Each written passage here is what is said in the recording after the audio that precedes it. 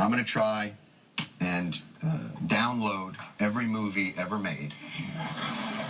And you're going to try and sign up for Obamacare, and we'll see which happens first. Okay. Okay. What's going on with this? Is this working? Is this not working?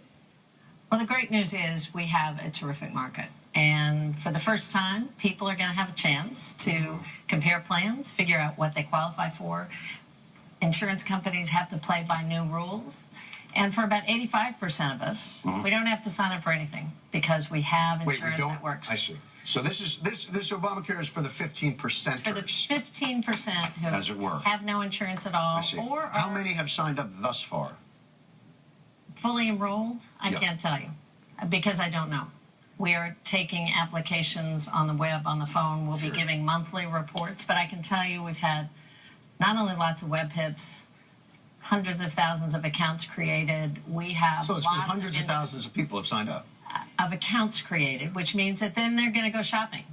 John, this is like a kayak site where you might check out what plane you want to get on.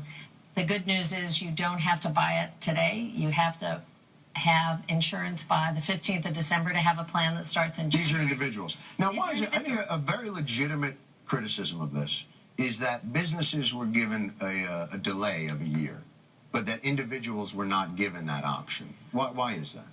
Well, business owners who have more than 50 employees, and that's the only business owners who have any responsibility, 95% of them are in the market right now.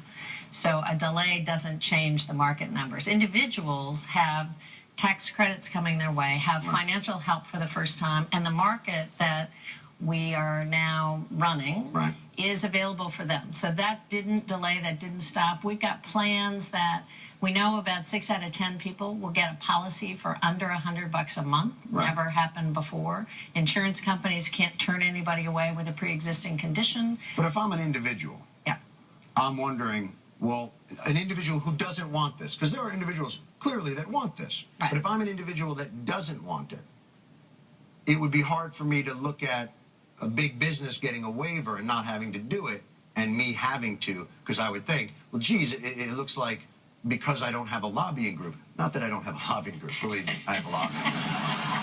But I would feel like you were favoring big business because they lobbied you to delay it because they didn't want to do it this year, but you're not allowing individuals that same courtesy.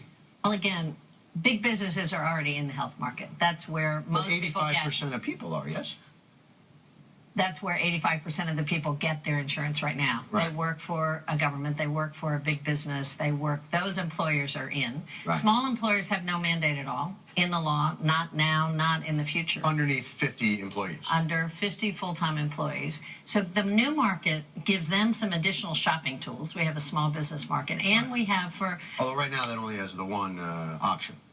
No, it has, business owners will be able to make choices. What doesn't happen this year is then employees in a small mom and pop shop can't choose from 14 different plans. That'll happen next year. They get one.